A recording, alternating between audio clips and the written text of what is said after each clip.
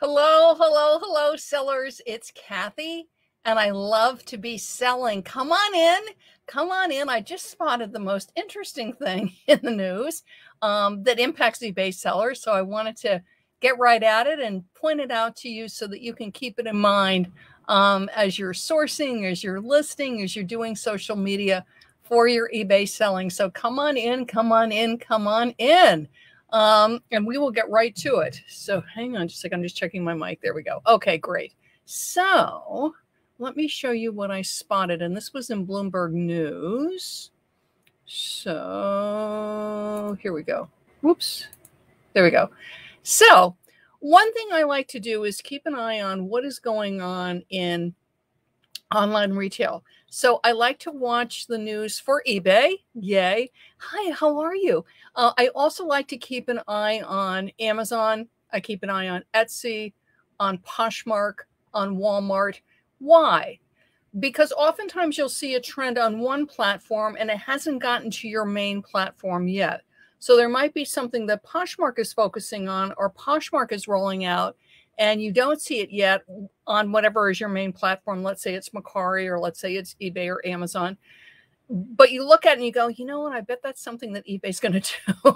Or I bet that's something Amazon's going to do, that kind of thing. So this is what I wanted to point out to you. If you don't follow the big online retailers, they are all publicly held companies. So Poshmark, excuse me, not Poshmark. Poshmark is still a privately held company, but eBay is a publicly held company. Amazon is a publicly held company. And actually, I should check Poshmark. I know they have a CEO who I just met at a Poshmark event. So hang on, because I don't want to say the wrong thing. Poshmark, I'm just going to do stock, because if it's a stock, it's held. It is a publicly held company. So I take that back. It is a publicly held company. Yay. So good. They have quarterly earnings reports. So quarterly, they will report to their investors what the traffic is, what the sales are. They also publicly state things that they're going to be doing. And what was really dramatic recently was that Amazon's sales were down, which is very unusual for Amazon because typically they're up and up and up and up. eBay did well because they increased profits with promoted listings, and they increased profits because now you have managed payments, and they increased profits because they're focusing so strongly on categories like sneakers and certified refurbished and sporting carts, by the way, collectibles. Sporting collectibles is really hot on eBay. They're doing really well on that. So the revenue was good, but the overall volume, the number of buyers is down. And very simply, it's because people are back shopping in retail, physical brick and mortar stores. So people are in physical stores as well as online. And online is much bigger and more broad and selling healthily than it was, let's say, 4 or 5 years ago. So there's more online sales, but it's decreased compared to what it was just a year or two ago when everybody was shopping online because there wasn't any brick and mortar because everything was shut down. But this is what I wanted to point out to you on Amazon. Okay. So again, with everything that happened the past couple of years, with everybody going online because brick and mortar was not available, Amazon in particular, just absolutely explosive growth overnight. And eBay did too, Poshmark, Mercari, all the sites, but particularly Amazon, because people shop, and Walmart, by the way. So Walmart and Amazon were duking it out there for a while because of the fact of things like toilet paper, paper towels, laundry detergent, food. I mean, all kinds of things that are really prominent on Amazon and Walmart. So they just had catastrophic growth. Because of that, they really had a hard time with their warehouses because stuff was just flying out the door. So you had to deal with staffing and warehousing and getting inventory in. Just all kinds of issues were going on. So because of that, Amazon had explosive growth with warehouses. They were just like growing, growing, growing because of this huge demand. So they were just growing, right? Now, because of that, now things have changed. And the reason I bring this up is if you're not aware of it, Amazon started as booksellers, if you didn't know that. eBay started as 100% auctions. So a lot of these big online sites, Amazon, eBay, started one way and they changed. eBay started all auctions Now auctions are actually the minority. If I remember correctly, it's like 20%, and it's probably even less than that, with fixed price buy it now being 80%. At the beginning of eBay, there was no eBay stores. Now you have eBay stores. Amazon, it was used books. That's what it was, right? And now it's this huge warehouse system. I mean, I'm here in New York City. I can literally order things. I think I can pay even to have it delivered the same day, but literally the next day, because there's warehouses so close by. I can get items like practically immediately, which is certainly nice. But I bring this up because all of a sudden Amazon is closing warehouses. So they started as a used bookseller, huge expansion and change. I mean, they're just constantly evolving. I find them a fascinating company to watch. They really are amazing. But now they're closing warehouses, okay? Why, as an eBay seller, do I pay attention to this?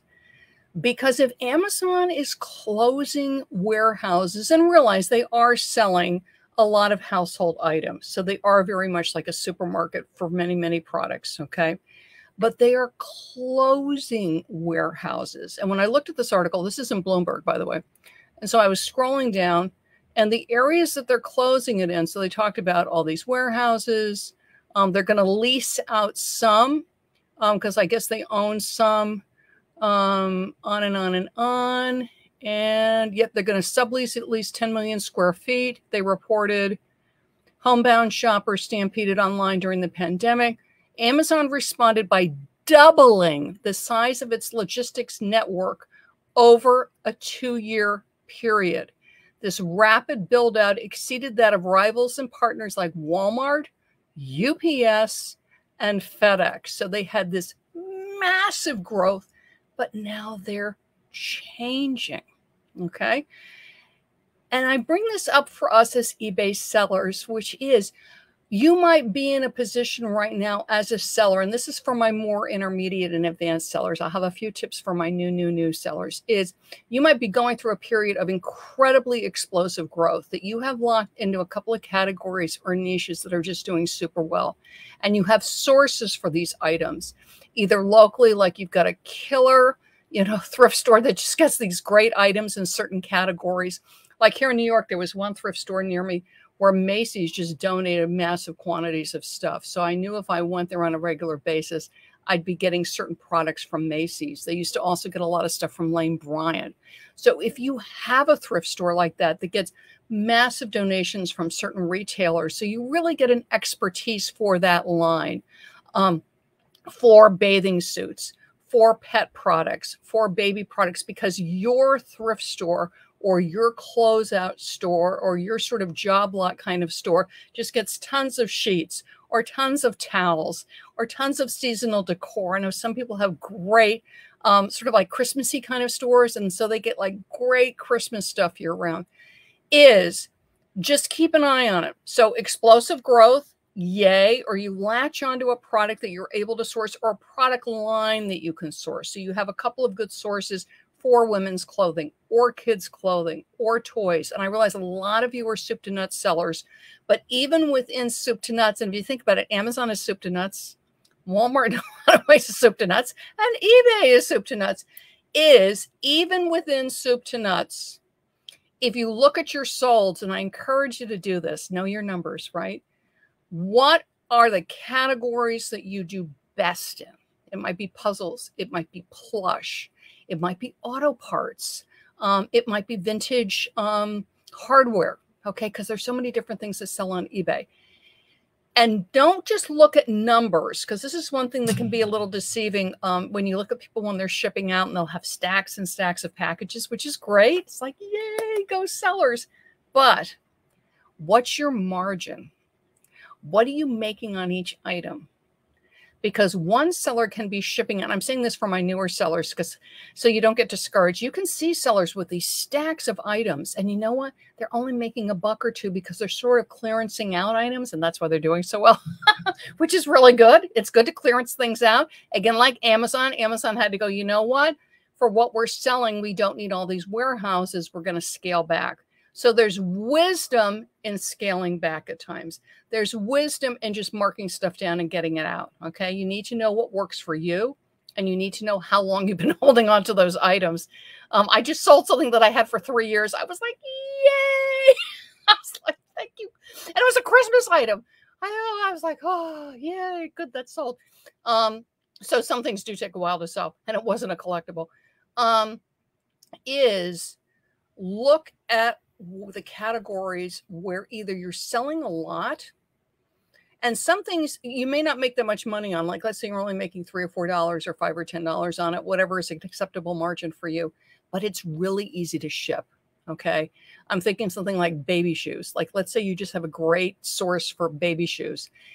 But they're really easy to ship. They're little, they're cute, maybe bubble wrap them so they don't get squashed. You might have a great source for baseball hats, which are really, really popular depending on the brand and the type.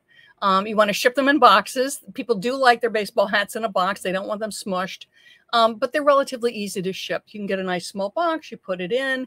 It's under 16 ounces, so you can ship it first class. When I was shipping baseball hats, I got some really cool ones like John Deere and things.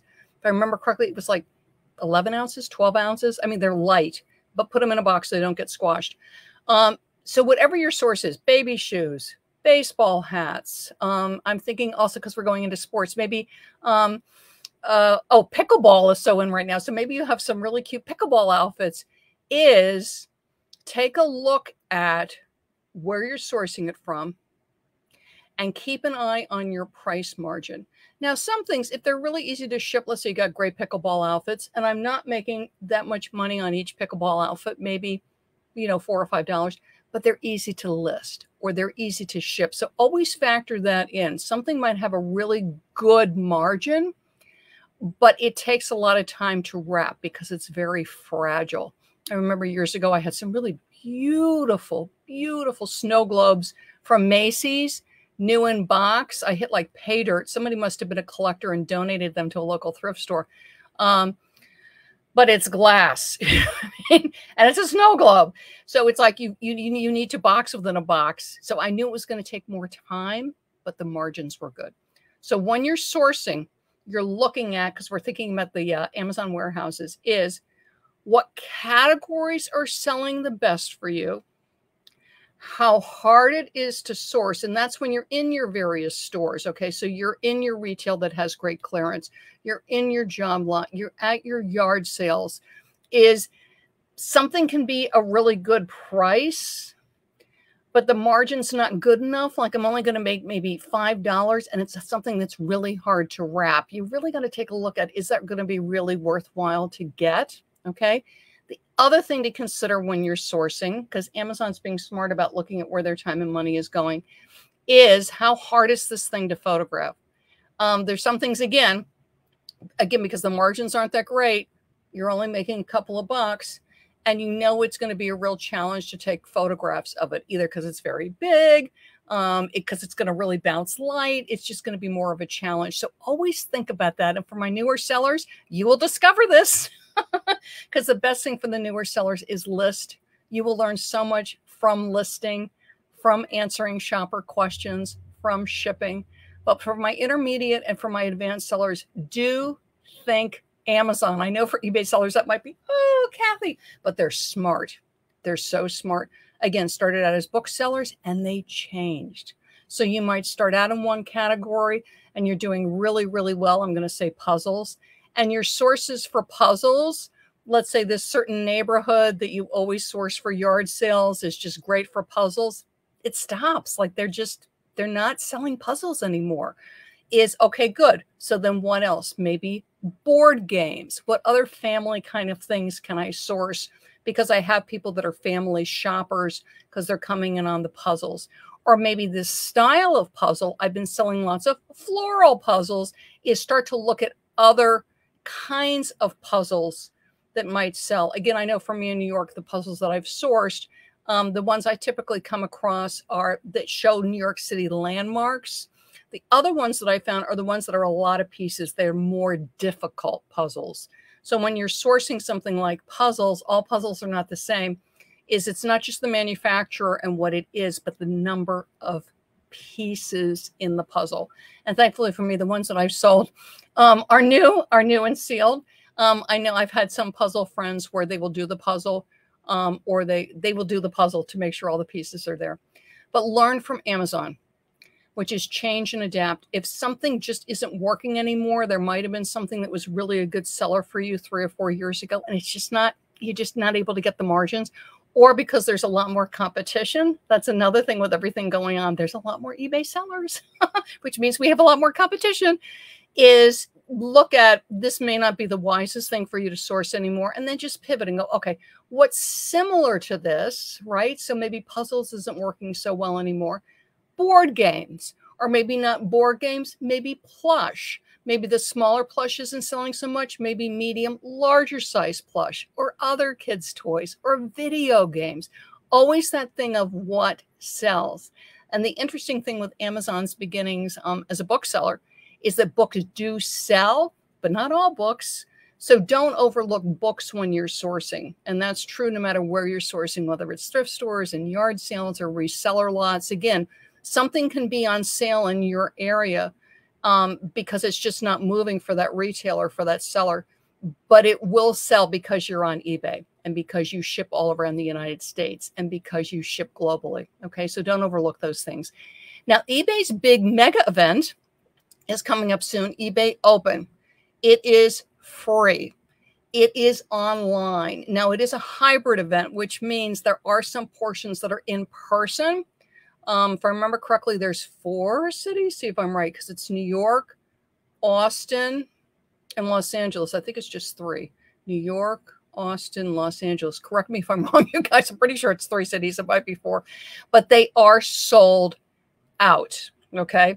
So the hybrid part of it, the in-person is not available, but the in-person, but the Zoom, the online, but it's not Zoom, it's called Hopin, will be available. You have executives presenting. You have senior staff presenting. You have sellers presenting. And because I've been talking to the team, they've got all kinds of like games and raffles and trivia. There's just a lot of fun things happening. And some of the fun things happening, you need to attend live to get access to them. Typically, particularly the big presentations, like when Jamie Iannone, who's the CEO of eBay, presents, typically a presentation from Jamie would be taped, but it's super fun to attend live again because of all these raffles and things that are going to be going on. And there is a Q&A function. It's a 3-day event, September 21st through 23rd, and I'm going to date this 2022 in case people are listening later. It is worthwhile to sort of think through the 3 days and look at your schedule and see which ones you can attend live. But it is worthwhile to think it through and to think about goals and the reasons that you'd be attending. So what I've done is I've created a free tip sheet for everybody for eBay Open 2022. It's called Seller Success Checklist. It's on my website, ilovetobeselling.com, and grab it. I've attended a lot of online events. I'm very blessed. I get to speak and present and attend online events that are sponsored by all kinds of retailers, all kinds of vendors, and also being in New York City, attend a lot of wonderful events live. And I have attended a lot of wonderful events all over the United States and gotten to speak. So I'm very experienced at attending events and attending with a purpose. Now, if your purpose is, hey, I just want to go and have a good time and sort of hang out with my seller friends, that's great. Good for you. If I'm thinking, okay, I definitely want to attend and I definitely want to have fun with my seller friends, but I also really want to focus in on certain things, grab my Seller Success Checklist because it walks you through each day and it helps you just sort of prioritize, you know, what you want to do. Because again, because we are having so much fun with our seller friends, sometimes I'm going, oops, that just got by me. I forgot to do that. And I really wanted to do that as part of attending. So do grab that. Let me just see how everybody is. Yes, and thank you. I have a group for the attendees for eBay Open. And if you go on Facebook, and let me make sure I give you the correct name. If you go on Facebook, it is eBay Open 2022 Seller Community, and come join because I'll be posting some special tips in there. Good, good, good. Oh, you're welcome, Angie. I'm so glad you're here. List, list, list. Yes, yes, yes. And you do evolve as you grow. And that's what's exciting about selling online. I focus primarily on eBay because I love it so much. But the whole thing is to constantly be learning. And I do look at other sites. I look at Amazon. I look at Poshmark and go, what can I learn from those sites that I can use on eBay? And that's why I brought that article to your attention about Amazon, which is they are a successful online retailer. And one of the many reasons they're a successful online retailer is they pivot and they pivot and they pivot. And they expanded to meet people's needs, which I thought was great because people needed it because all the local stores were shut down. But now that has changed. And rather than continue with the big warehouses all over the place, they go, you know what, we can still be a very successful retailer and make lots of money and be home to lots of sellers. And we don't need so much space. Just like with eBay, if you look at it from the beginning, they started with all auctions. And then what happened? People didn't want to wait. I don't want to wait 7 days or 5 days or 10 days for the item to end. I want it now. eBay's smart. eBay ads buy it now. So we as sellers have the choice. So that's why it's always good to sort of watch and see what trends are going on so that I can be an astute seller, a smart seller, and make the choices that are best for me. And that's the kind of coach I am. And I have the great honor of coaching a lot of wonderful eBay sellers is what works for you. And right now for Amazon, it's scaling back with their warehouses because they just don't need it. And that way they stay successful. For you, it could be, you know what, I have some of this inventory for over 3 years or 4 years, and it's just not moving. What can I do to move it? Okay. That could be your goal for attending eBay Open, which is I want strategies for moving my inventory. I want strategies to increase, it's called your sell-through rate, increase how rapidly things sell. So typically my things sell, let's say like within a year and a half. I'd like them to sell more like in 6 to 8 months. Okay, so hop over to my website. I love tobeselling.com. Grab your copy. It's eBay Seller Success Checklist for eBay Open 2022. I'm Kathy, and I love to be selling. Bye-bye, everybody.